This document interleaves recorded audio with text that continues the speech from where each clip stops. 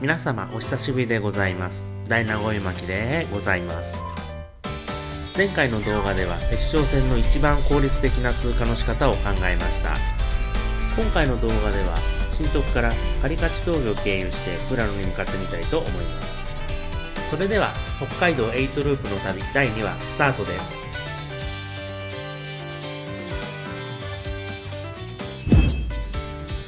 今回の旅のルートはこの地図の通りです。根室本線新徳駅と東鹿越駅の間は2016年10月の台風の被害によりバス代行運転となっています。またつい先日の2022年1月に新徳から富良野までの区間廃止が決定しました。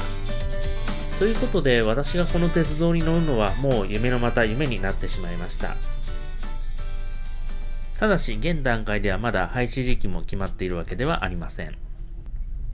先ほどお話しした通りもうこの区間の鉄道に乗ることはできないんですが、代行バスは代行バスでいいところがありますので今回は紹介していきたいと思います。出発地の新徳駅ですが、割と北海道の中では大きな都市になってくると思います。強いて難を挙げれば駅前にコンビニがないことぐらいで、駅前に温泉はありますし、街中にレストランは結構あります。なので新徳駅で足止めを食らってしまっても十分に楽しめる街だと思います。代行バスは国道38号線を進みます。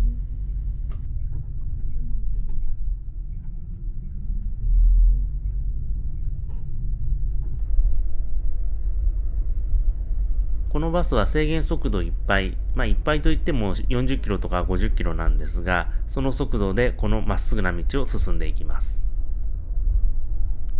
北海道の道、こうまっすぐなところでも制限速度が40キロだったり50キロだったりするので、下手にレンタカーで飛ばしてしまうと一発免停を食らってしまう、そんな危険をはらんだ道でもあります。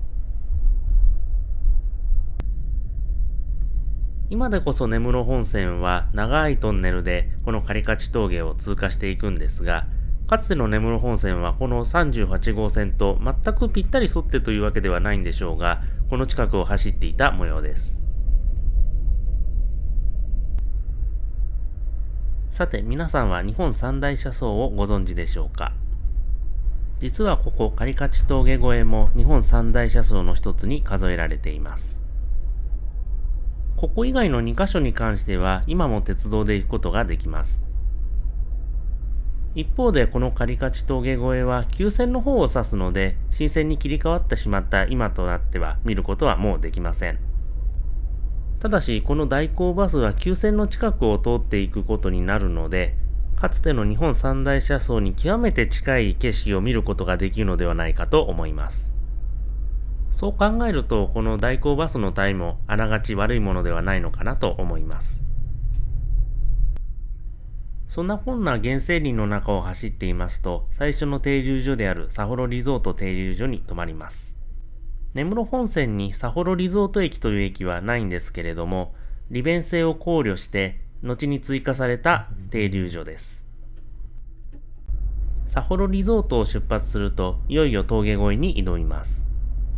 新徳から富良野方面ということであれば、進行方向左側の席が景色がよく見えていいと思います。天気が良ければこの辺りから十勝平野を見渡すことができます。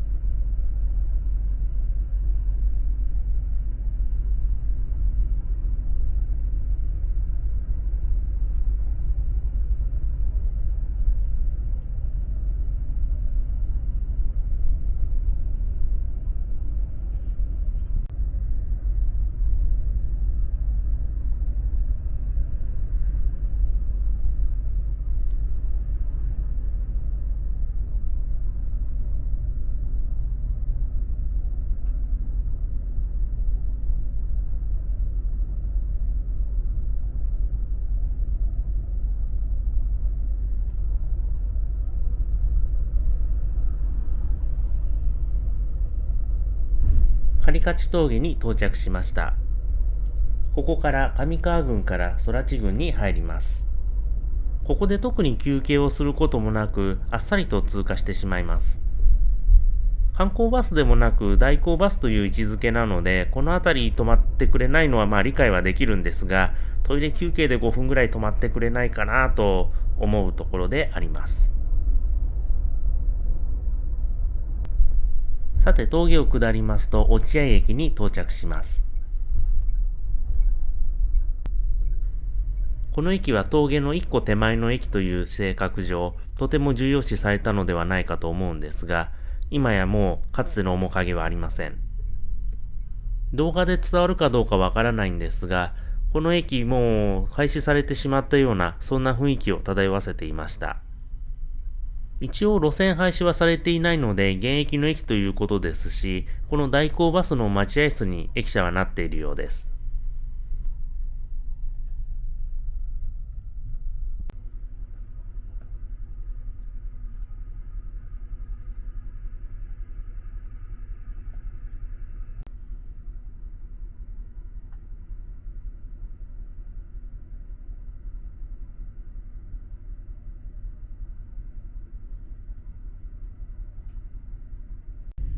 この駅、秘境駅というわけではなくて、駅の周りには民家はいくつかありました。こういう街並みは本州でなかなか見かけないので、北海道独特なものかなと思うんですが、そのあたり詳しい人いかがでしょうか。落合駅を出ますと、ちらほら根室本線を見ることができます。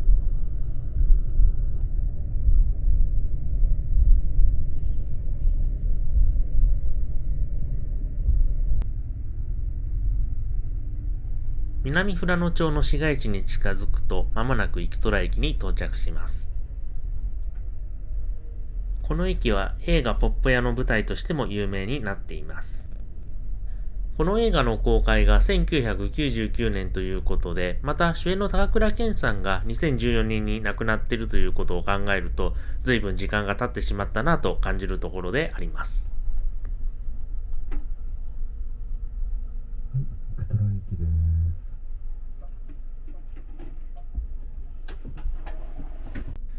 この生虎駅では2名ほどの乗車がありました。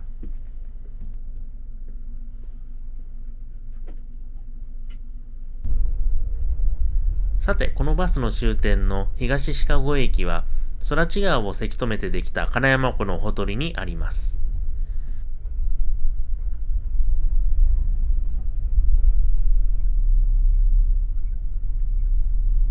これよりバスは人里を離れて原生林の中を切り開いたような道を進んでいきます。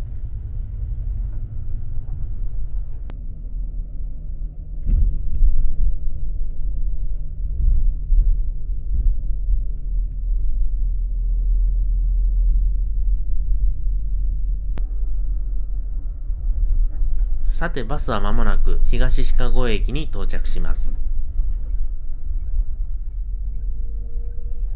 この駅はとても小さな田舎の駅といった趣があります。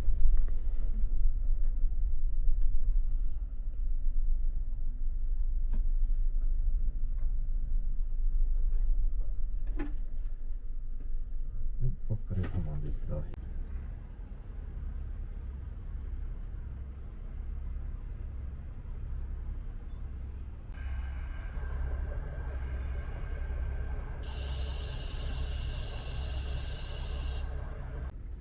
駅の周りには工場はあるんですが、それ以外民家はないようなそんな駅です。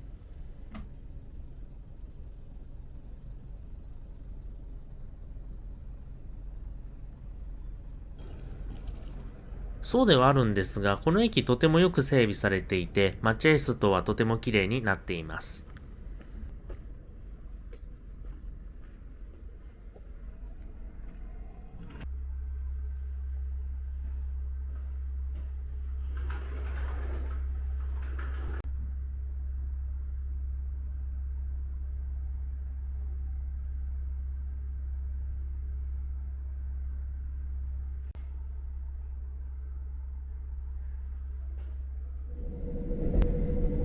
今回の動画は以上です。残念ながらこの区間は廃止となることになってしまいました。しかしながらまだ乗る区間は残されていますので、皆様もご無理のない範囲でお出かけください。本日もご覧いただきありがとうございました。また次の動画でお会いしましょう。